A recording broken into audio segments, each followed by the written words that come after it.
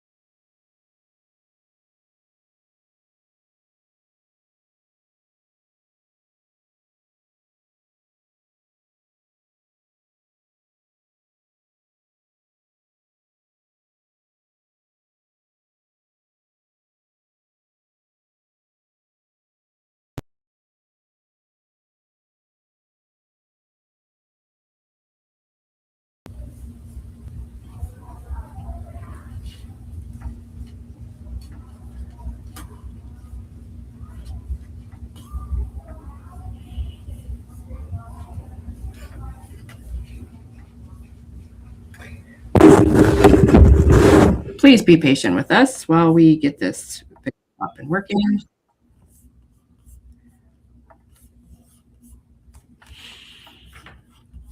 Our restream crashed, so we are trying to get that working so that you can watch this. And let me get that up for you.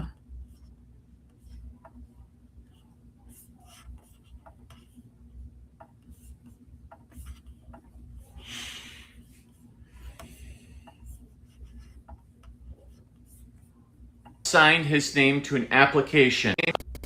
Hi there. John James signed his name to an application for your tax dollars. Not for a road, not for a school, but for his campaign. In just a minute, I'll show you his signature.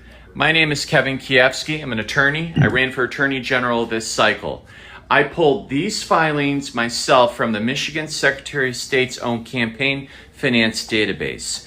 And twice in June, John James signed papers asking taxpayers to match his campaign's donation 2-1. June 15th, he put in his first application, but 11 days later, he signed again. This one stamped resubmission. So take a look at this. See that right there? That's a signature, bottom of the page, June 26th. And right there as well, public funds applied for. $259,960.30. under a program that can pay him up to $990,000, almost $1 million. And it's perfectly legal. And that tells you everything about who he is. But the thing is, though, folks, it gets worse. His own platform promises to ban taxpayer-funded lobbying and drain Lansing's slush fund. But in 2010, his family's company took a $2 million tax break by promising what? 108 jobs at its Detroit facility. The thing is, though, that deal was signed before John James ever joined the company, but fair enough. But take a look at this. 2014, John James became the president and CEO of the very company that made that promise. And the state's job deadline for job creation was at the end of 2015. That was on his watch. He didn't create 108 jobs. You know what he did? In fact, he eliminated jobs. It was down 32. That's what John James does all the time.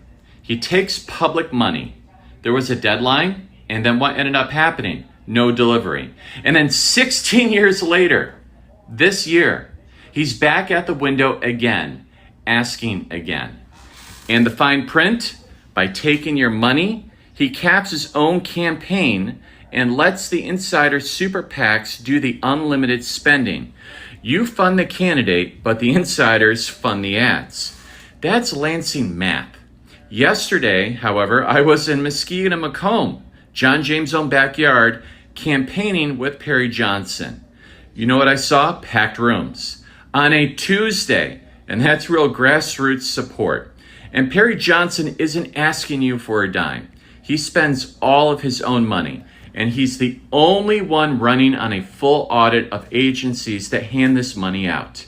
Every Michigan taxpayer deserves to see what you just saw here. So you know what? I want you to go ahead and show them. We got 2 weeks, Michigan. Vote with your eyes wide open. Vote Perry Johnson on August 4th. And let's make Michigan safe, normal, and responsible again. Thank you. Well, there you have it, ladies and gentlemen, from Kevin Kasky. It's interesting. Put your mic up. Put your mic closer. It's interesting how important this race is, and it's interesting who we have running in it. So anyway, we have a decision to make, and I want to talk about that very briefly. We're going to talk about elections in a minute, and because we have some important things to say in it. But I just want to bring up something in the news that I saw today, that Poland it sounds like they're going to work to eliminate lab grown fake meat. And I just want to bring it up, and we're going to get into this in the future a little bit better, because I don't have many facts here, but I do know that already many of our big chains are producing and selling to you fake meat. So we have to start watching the labels. I think there's certain things you look for. We're going to find out that out in a future video. We'll bring it up. But start looking at your labels. You don't want to consume phony meat that's factory produced. It's interesting to me how the people that promote this, people like Bill Gates, they investigate, they do all this research to make fake chicken, fake beef, fake this, fake that, buying up farmland, they're growing produce with no seeds. They're trying to get control of the food market. They will limit it. They will limit food. They will so on and so forth. These people, Bill Gates has been promoting a long time a drastic reduction in the population of the planet Earth. And he said, I saw him in a video saying, oh, and we're going to do it with improved health care. How do you get rid of a few billion people with improved health care? You mean like COVID? You mean like taking all these COVID patients, and instead of curing them, you stuff them into old folks' homes? I don't know, but we're going to get into this thing. And I can't understand how our government, our Republicans, how they can let this go year after year. No one talks about it.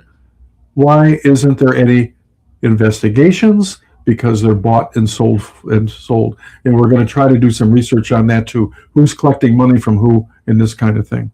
But I just want to bring it up for your future thought, because every day you go shopping now, start looking at the labels for fake meat. Look at labels of produce. coated up with Bill Gates's garbage on it to make it look better, look fresher. So anyway, enough of that because we have more important things today. So anyway, education. This is again July 22nd. On the 16th, we had a education forum, you might say, and we had Alicia Childers, Fred Schwartz, Lou Miles, Dr. Michael Ross, and we had Nikki Snyder, Department of Education. It was super well attended and very informative, and we're going to probably do this again. But one thing for sure that comes out of this, and many of us knew it already, but still, it just reinforced it, we need to really do something about education in the state of Michigan. Our state, I brought it up before about circling the drain. Our state has been circling the drain for 40 years, even under Republican leadership. We're going to make a change this time. We are going to take the Senate. We're going to keep the House. We're going to win the governor's seat. And this time, we're going to demand that our elected officials start standing up for Michigan First, America First principles, and they start representing the people of this state and not the dark money, the PACs, and the lobbyists and all this garbage. So we've got to do something about this.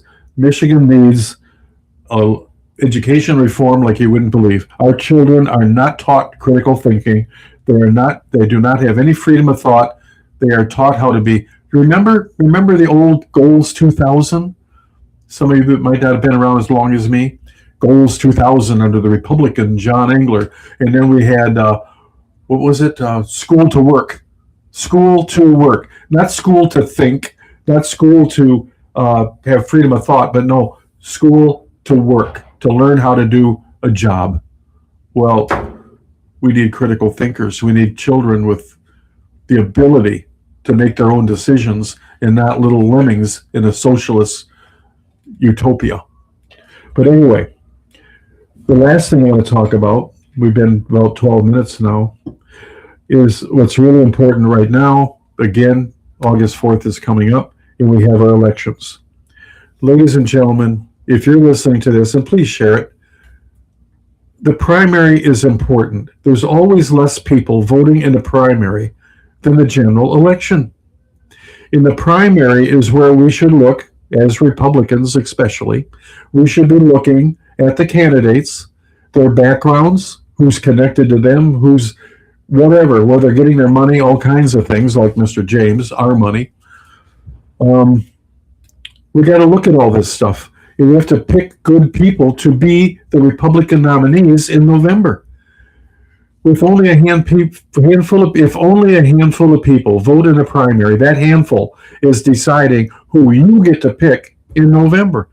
We all should be deciding this. There should be more people in a primary than there are in a regular election, instead of the way it is. So get out there and vote. Now, as you know, we have absentee ballots, mail-in ballots. And I'm not in favor myself personally. But I know many, many people who they get their mail-in ballot or their absentee ballot and they fill it out right away and they send it in. And then something happens. Mike Cox pulls out. Maybe they voted for Mike Cox. Oh man, I didn't know he was going to do that. Or some kind of news comes out about one of the candidates. Wow, I voted for him. I wish I hadn't have done that. Well, you can spoil, they call it, your ballot. You can go in, and you have to do it according to MCL 168-765B. You can go in and spoil your ballot, and get issued a new one, and re-vote. And we tell people that all the time. If you voted and something turned up and you change your mind, you can change it. The question is, we're all inherently lazy. And are we going to do it or not? Or, oh, well, one vote don't make any difference, and all this kind of stuff. And we talk ourselves out of doing it. America has lost its civic responsibility. It really has. We used to have a civic responsibility. The government was a representative government, and we participated by voting for our elected officials. We are not what even most Republicans will say. We are not a democracy. We are a republic, a constitutionally limited republic with democratically elected representation. That's what we are. And ladies and gentlemen, we have to start reclaiming this republic. It's our 250th year. We can't let the socialists take this over. We can't let them do it. So get out there and vote. If you voted already and want to change it, spoil your ballot. Go and get it fixed. You got until the 24th, Friday the 24th at 5 p.m. to do that. And it's very simple, quick process, and just go and get it done and change your vote, okay? And pass the word to people in your conversation. Ask friends and family, did you vote yet? And find out. And if they did the same thing, tell them, go spoil it. If they haven't voted yet, tell them to go out and vote, because it's critical. The primary is critical. Don't vote for years and years. I've held my nose and voted for the least, what do they call that? The least offensive candidate, you might say. Let's start voting for someone we want in the primaries where you do it. God bless all of you. Now listen, I'd like to see you go to michiganmatters.org and like this video. It's be on YouTube, Facebook, and Rumble. And if you're watching it on YouTube, please like it and subscribe. That would be great. We really appreciate that. That would help us get the word out, because we have a lot in the future to talk about. This Michigan education, we have got to come up with ways to get people to participate more for the sake of our children. For years and years, this Department of Education has been destroying education. And in Michigan, we're number 44 out of 50 states. God bless you, and God bless yours, and God bless America. And we hope to see you soon. Thank you very much for being with us today.